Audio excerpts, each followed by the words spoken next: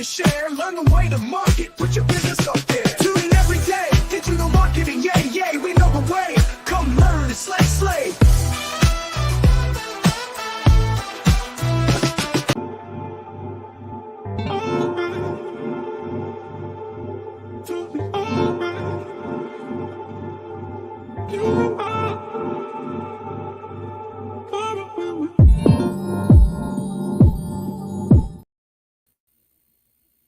All right. Happy Wednesday. It's Wednesday already. We're back with another episode, Digital Marketing Network. Jennifer J, Mickey Black. How's it going? How you doing? Hey, it is going. It's hump day. Awesome. So now we're going to be doing this live. So I know we talked about it the last week. So we usually do like notes and stuff before we do like the setup, but we're going to just do our setup in real time. We're going to be live. So here we go. So today we're talking about the secrets to higher email open rates. And I think one of the things people often aren't aware of is the steps around setting up a real proper lead conversion campaign. And I think whether or not it's for new clients or you're just doing it to keep in contact with your existing clients, there still needs to be that thought around consumer engagement and then that stream. But I know email setup is one of your big things that you're really good at in terms of the automation. I know there's that process of lead conversion, or acquisition, conversion, and then or what do they call it, adherence. What do you usually use? Do you usually use one tool end to end, or do you use a mix of tools, or how do you kind of think about that whole process? Yeah, so I use a mix of tools. So if we think about lead generation and we talk about lead generation and lead management, right? Those are two different things. So lead generation is the activities that you do to generate the lead, right? Now you need to manage that lead. So we always think about capture, convert, follow up, retain, right? No matter what. I like that. So capture, convert, follow up, retain. Right. So that is the recipe over here that we've adopted. Capture the lead. So you identify a lead. How do you capture them? You use the different tools. So that's where I'm using QR codes at networking events to capture their information. But on the back end of that, I have the text message where it'll text network, but the QR code will set that up on their phone. All they have to do is hit enter, right? Then on the back end, I'm asking for their email address and their phone number because the ultimate goal is to get you in the email nurtures, right? Mm-hmm. You can nurture through text. It just really depends on who your audience is. My audience don't like text, so I nurture through email.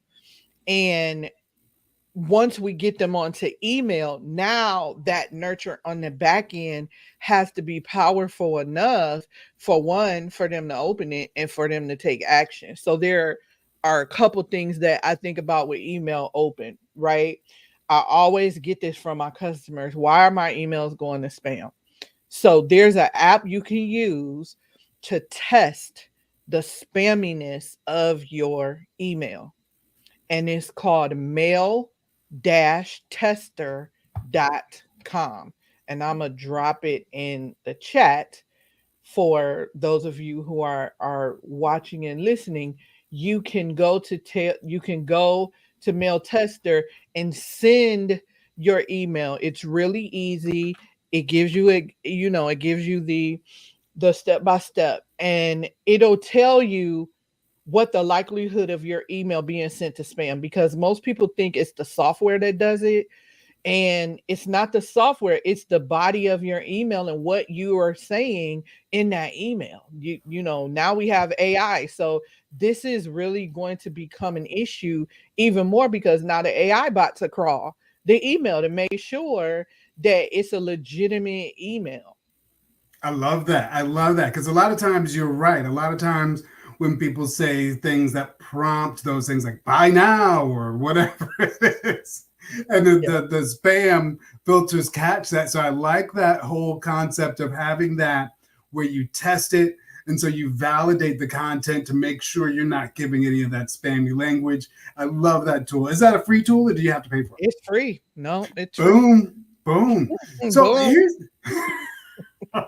so here's another question. So a lot of times what I'll get is folks, whether they be entrepreneurs or clients, that are trying to do the B2B thing.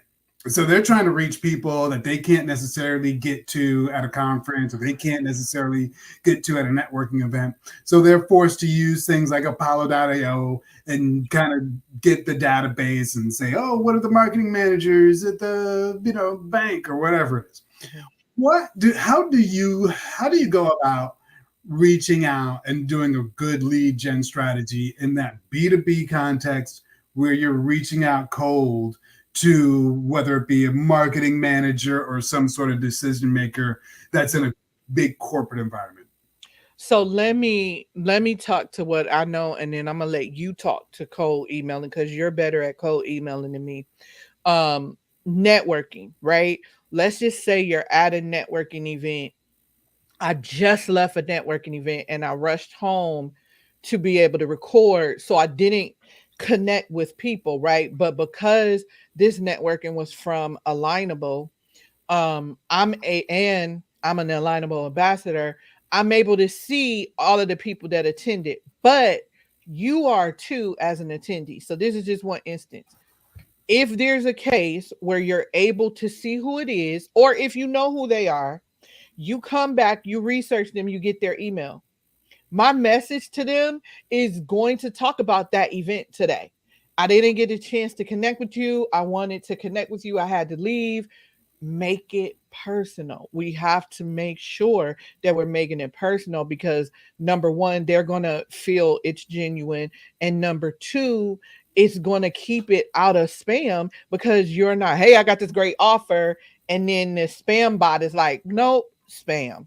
So that is an excellent way to be able to use Apollo.io, right? You can go to Apollo.io and look the person up if you know their name and what company they represent, and you wanted to talk to them but you didn't get a chance to, use that as leverage. Hey, I was at the event you were at, and I couldn't talk to you, the line was long, I had to leave, or whatever the case may be.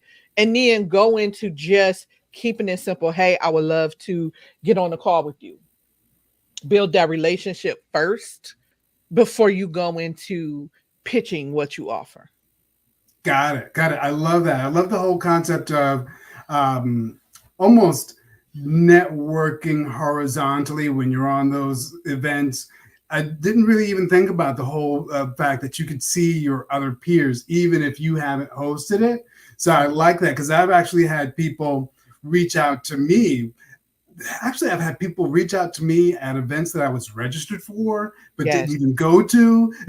Mhm. Like, oh, I missed you at the whatever, but let's catch up for coffee. And so I like that whole concept of using that touch point as a point of relevance and then trying to tie that loop.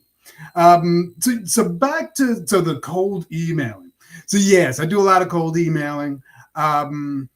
What I've found lately, I think here's the thing. It gets harder and harder all the time with the cold emailing because I think people's resistance to email just goes up and up.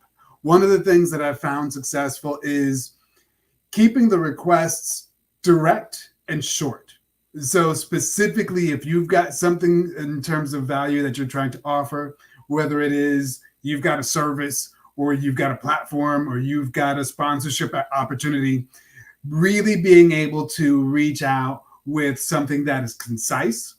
One thing that I've had more success with than not is video sales letters. So when you're really able to say, hey, so and so, and they know it's you and you're speaking directly to them. And sometimes I'll do like a presentation where I've got my face overlaid on the slides that I'm communicating about.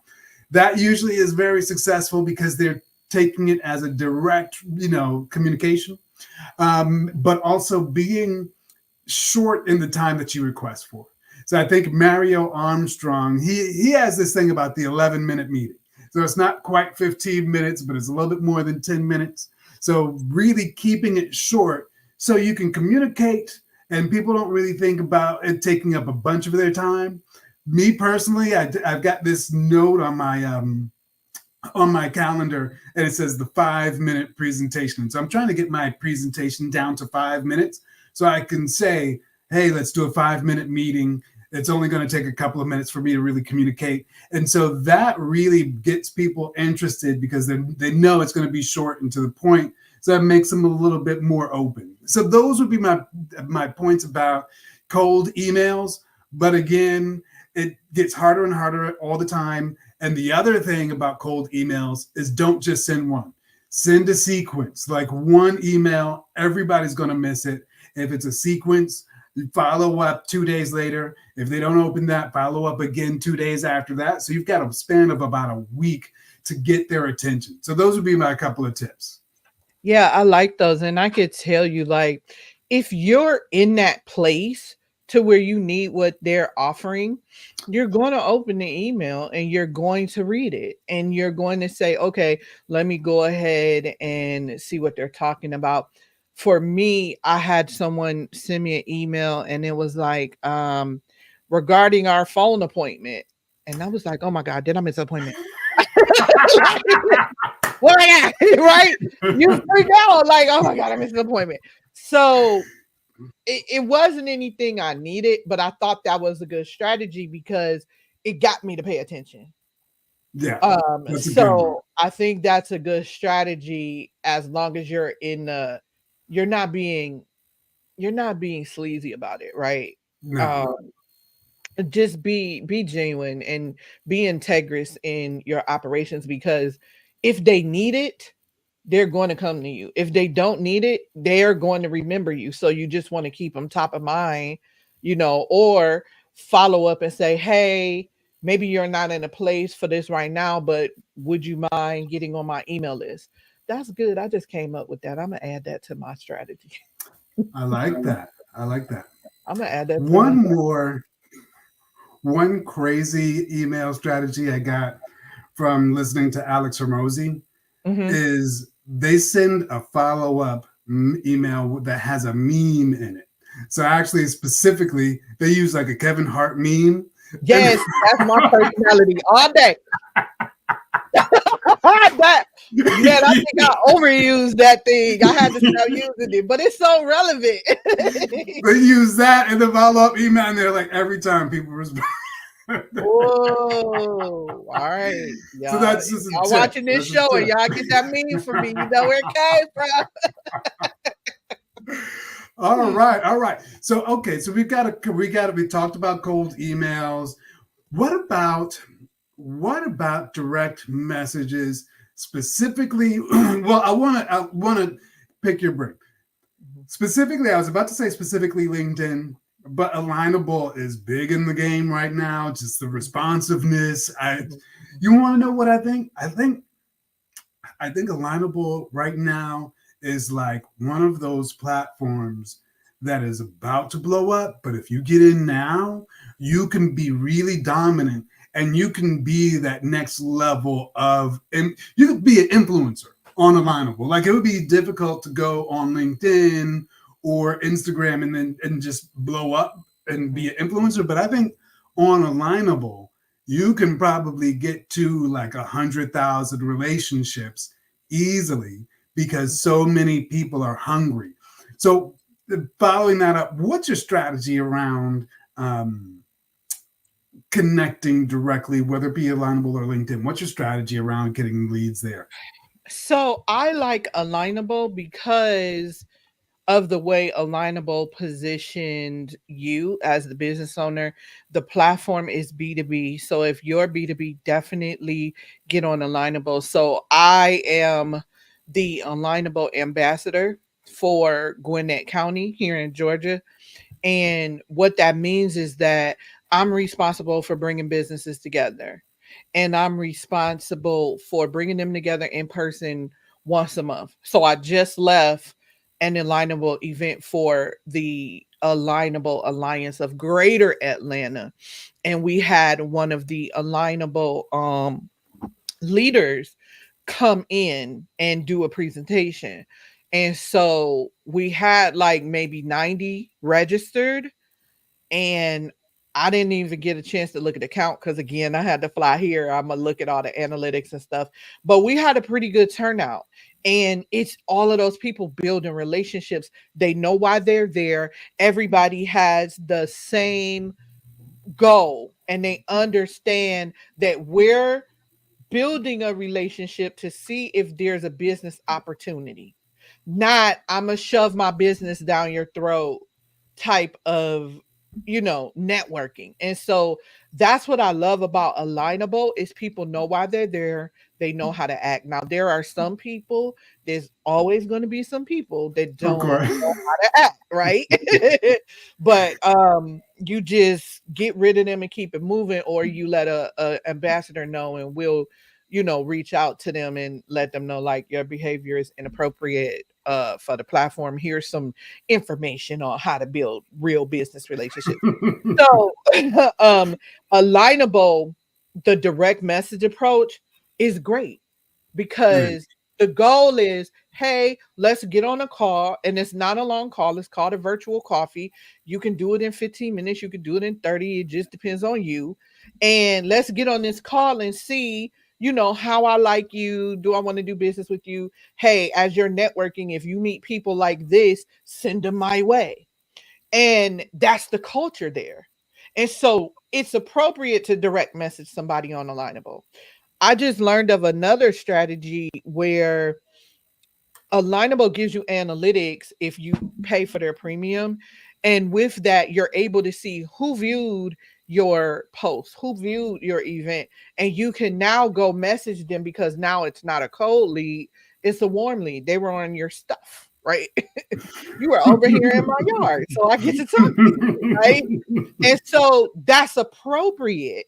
And it's appropriate. I think LinkedIn does the same thing.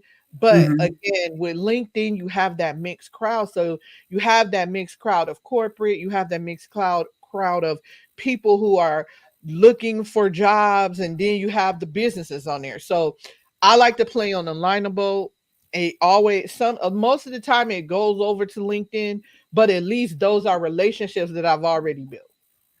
That's a good point. That's a good point. I had a relationship just this week that started on Alignable and then went over to LinkedIn when they, once we connected, they found me on LinkedIn. So that's a good point that they kind of jump from one platform to the other. And I like the whole distinction that Alignable is specifically for business owners. So you're correct where it's a little bit of a mixed bag on LinkedIn. You got people looking for jobs, you got people freelancing, you got people just there to, chat up and talk about life or whatever. But I think Alignable's audience is very keyed in and specific.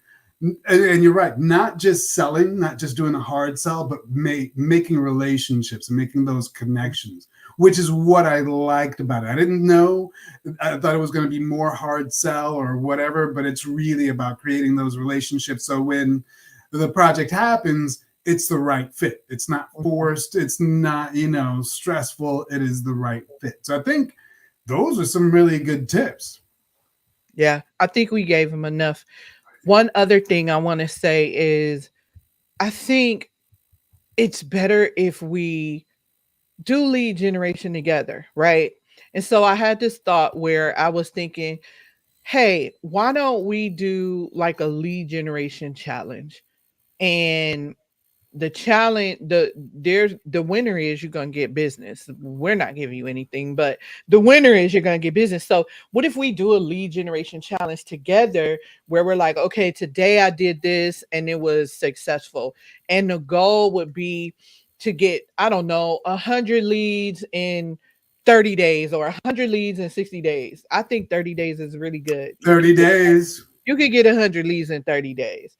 I'm into it. And then you just work on qualifying them. So let's do that, Mickey. Let's do that in the Facebook group. So we'll drop the link to the Facebook group and we're going to run the 100 leads in 30 days and we'll start September 1st.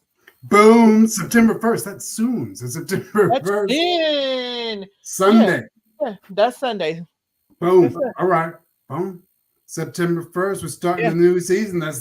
That's actually a good what is that? That's the start of really like the fall season. So we're Mhm. heading into fall Yep. strong, 100 Strong. leads in 30 Get the days. leads up so when you drop those Black Friday offers, you got people you could drop it to. So this is perfect timing. Perfect And this timing. not gonna cost you nothing. We all gonna learn together. Nobody is gonna win anything but leads and business. I'm into it. I'm into it. Awesome. Let's So we do will it. be back tomorrow. And Yep. tomorrow, what we'll do is we will drop the post tomorrow and we'll talk about it. We'll set it up tomorrow. Awesome. Awesome. In the meantime, stay automated, friends. Well, that's all for today, folks.